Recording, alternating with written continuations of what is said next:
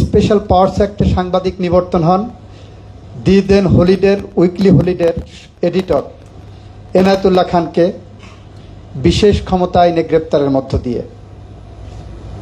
তারপরে কাকে গ্রেপ্তার করলেন? ওই আইনে গ্রেপ্তার করলেন ফাইজুর রহমান। উনি আরেকজন এডিটর ছিলেন, মুখপাত্র নামে একটা পত্রিকা বের হতো। ফাইজুর রহমানকে গ্রেপ্তারের মধ্য দিয়ে বিশেষ ক্ষমতা আইনে সাংবাদিক নিবর্তন শুরু হলো। 1975 সালেই 5টা পত্রিকাকে শোকজ দেওয়া হলো, সরকারের বিরুদ্ধে কেন তুমি রিপোর্ট করলা। বিশেষ ক্ষমতা আইনে 16, 17, 18 3টা ধারা প্রয়োগ করা হলো।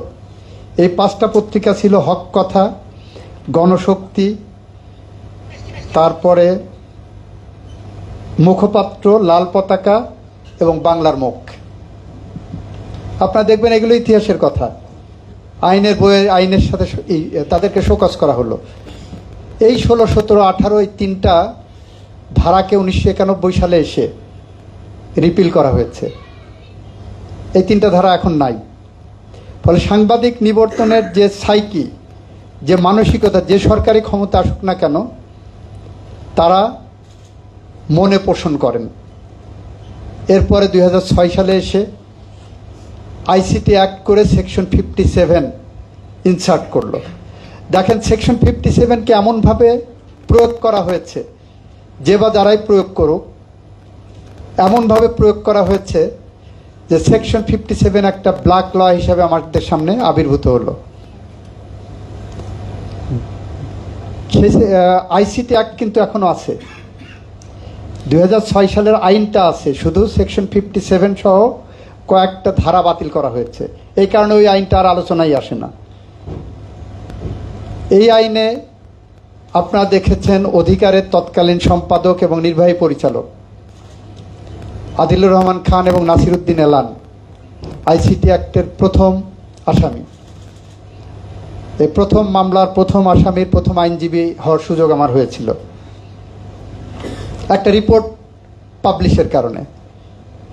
তো আমরা আইসিটি অ্যাক্ট দেখেছি, পিউনিটিভ অ্যাকশনটা বা ব্ল্যাক ল হিসেবে যেটাকে ডিফাইন করা যায়, নিবর্তনমূলক আইন হিসেবে যেটাকে ডিফাইন করা যায়, সেটা যে মুহূর্তে এটা বাতিল করা হয়েছে, ওই আইনের আর কোনো অস্তিত্ব আছে বলে কেউ ধরে নেয় না। এরপরে বললেন যে ঠিক আছে, আইসিটি নিয়ে এত কথাবার্তা হচ্ছে, ঠিক আছে ওইটা আমরা সংশোধন করে ডিএসএ দেই। ও মা, এটা দেখি 57-এর বাবাকে নিয়ে আসছে। 57-এর বাবাকে নিয়ে এসে গোটা জাতির সাথে, গোটা সিভিল সোসাইটিদের সাথে, ডিপ্লোম্যাটিক কমিউনিটির সাথে ডিসকাশন করলেন, সামনে আনলেন, এবং this is one kind of fraud on the parliament and with the nations, with the international communities, with the stakeholders. You had committed fraud with these people. সামনে আনলেন যে আমরা আইসিটি নিয়ে এত কথা হচ্ছে, এই আইনটাকে আমরা বাতিল করে দিতে চাই, এই আইন রাখতে চাই না। ঠিক আছে, আমরাও স্বীকার করছি এই আইন নিবর্তনমূলক। এই আইন নির্যাতন করে, সাংবাদিকদের কণ্ঠরুদ্ধ করে। আপনি ডিএসএ আনলেন, কার্টুনিস্ট কেউ সহ্য হলো না। কার্টুনিস্ট মুস্তাককে ধরে নিয়ে যেতে হলো এই আইনে, তাদেরকে ধরে নিয়ে যে ভিতরে টর্চার করতে হলো। কার্টুনিস্ট মুস্তাক জীবিত অবস্থায় ঢুকে মৃত অবস্থায় কারাগার থেকে বের হলেন। আমরা এই সমস্ত নিবর্তন এবং নির্যাতনমূলক আইন, যে আইন কণ্ঠরোধ করে, যে আইন সাংবাদিকের কলম থামিয়ে দেয়, আমরা এই আইন অবসান চাই এবং এটা যাতে ঘুরে ফিরে না আসে সেই বিষয়ে রাজনৈতিক যারা নেতৃত্ব থাকবেন আগামী দিনে, তাদের কাছে আমাদের প্রত্যাশা থাকবে এই বিষয়গুলো রিথিঙ্ক করা। অ্যাট দি সেম টাইম সাংবাদিকদের কাছেও প্রত্যাশা থাকবে, আপনারা এমন একটি ফর্মুলা দেন রাজনীতিবিদদের, যে ফর্মুলায় নাগরিক যে হলুদ সাংবাদিকতার শিকার হচ্ছেন, মিথ্যা প্রোপাগান্ডার শিকার হচ্ছে নাগরিককে সুরক্ষা দেওয়ার জন্য আপনারা একটা ফর্মুলা বের করেন, যাতে নাগরিকরাও সুরক্ষিত থাকে। আপনি নাগরিককে অরক্ষিত রেখে শুধু নিজের সুরক্ষার জন্য যখন কাজ করবেন, তখন সেটা একটা সমাজে ভুল বার্তা দেবে।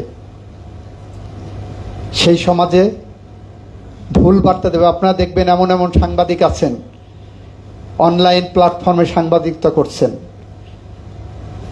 সাংবাদিকতার যত রকম নর্মস আছে সমস্ত নর্মস ভুলে যে মিথ্যা সত্য তথ্য মিলিয়ে